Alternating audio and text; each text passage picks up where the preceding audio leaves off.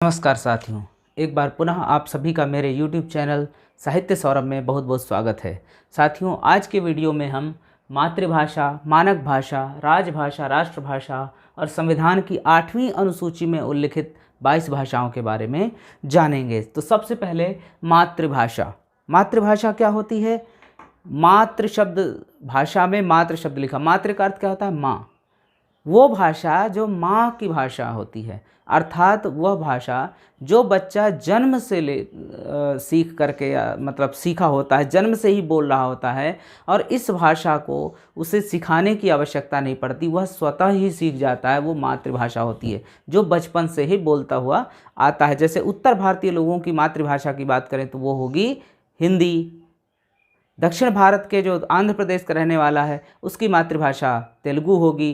केरल के रहने वाले व्यक्ति की मातृभाषा क्या होगी? मलयालम होगी। बंगाल के रहने वाले की मातृभाषा बंगाली होगी। जापान के व्यक्ति की मातृभाषा जैपनीज होगी। इसी तरीके से इंग्लैंड के रहने वाले की मातृभाषा अंग्रेजी होगी। तो ये मातृभाषा क्या होती है? वो भाषा जो बच्चा जन्म से, बचपन से ही जिस भाषा को बोलता हुआ आता है, उसे सीखने की, अलग से उसे सीखने की आवश्यकता नहीं होती, वो बचपन से ही उसे सीख रहा होता है स्वतः ही और उससे बोलता रहता है, वह भाषा मातृभाषा होती है। इसके बाद है मानक भाषा। इसको जानना हमें आवश्यक है। मानक भाषा क्या होती है? मानक भाषा नाम की कोई भाषा अलग से नहीं होती, ये भाषा का मानक रूप होता है। मानक भाषा नहीं, भाषा का मानक रूप। इसको इंग्लिश में कहते हैं स्टैंडर्ड फॉर्म ऑफ लैंग्वेज, यानी भाषा का मानक रूप। मानक अर्थात शुद्ध रूप। तो किसी भी भाषा का कौन सा रूप शुद्ध रूप कहलाएगा? जिसमें व्याकरण के नियमों का पालन किया गया हो। भाई, नियमों का पालन करेंगे तभी तो स्टैंडर्ड होगा ना। और भाषा में किसका नियम पालन होता है? व्याकरण, यानी प्रत्येक भाषा की व्याकरण होती है। तो भाषा का वह रूप जिसमें व्याकरण के नियमों का पालन किया गया होता है, भाषा का वह रूप क्या कहलाता है?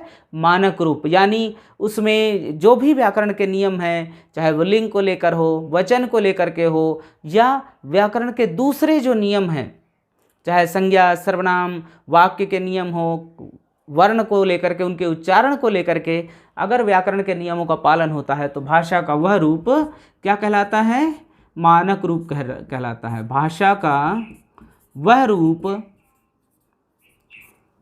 जो व्याकरण के नियम सम्मत होता है, यानी नियमों के अनुरूप होता है।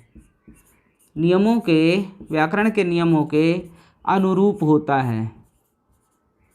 अनुरूप होता है, मानक भाषा कहलाता है। मानक भाषा कहलाता है। यानी हिंदी का मानक रूप क्या कहलाएगा? यानी हिंदी का वह रूप जिसमें कि हिंदी भाषा के जो व्याकरण है उसके नियमों का पूरी तरह से पालन किया होगा, तो क्या कहलाएगा? हिंदी का मानक रूप कहलाएगा, शुद्ध रूप कहलाएगा। मानक अर्थ शुद्ध रूप। इसके बाद है राजभाषा। राजभाषा, इसको अंग्रेजी में कहते हैं, क्या कहते हैं? Official language.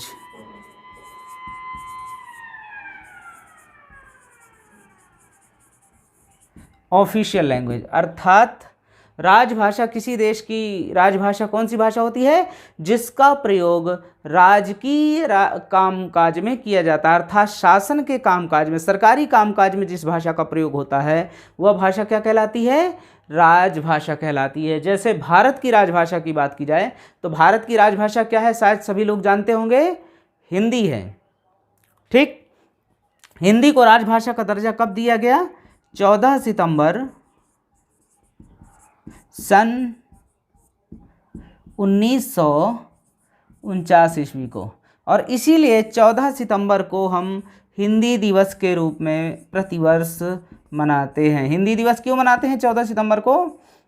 क्योंकि इसी दिन सन 1949 में हिंदी को राजभाषा का दर्जा प्रदान किया गया था। यद्यपि वर्णित है किंतु व्यवहारिक रूप में अभी भी हिंदी के साथ साथ अंग्रेजी का भी प्रयोग किया जाता है। पूरी तरह नहीं हो पाए, लेकिन हिंदी भारत की राजभाषा है, यानी ऑफिशियल लैंग्वेज है, सरकारी कामकाज की भाषा। राजभाषा क्या क्या होती है? सरकारी कामकाज की भाषा। सरकारी कार्यों में जिस भाषा का प्रयोग किया जाता है वह राजभाषा कहलाती है। समझ में आ गया होगा। अगला फिर है राष्ट्रभाषा।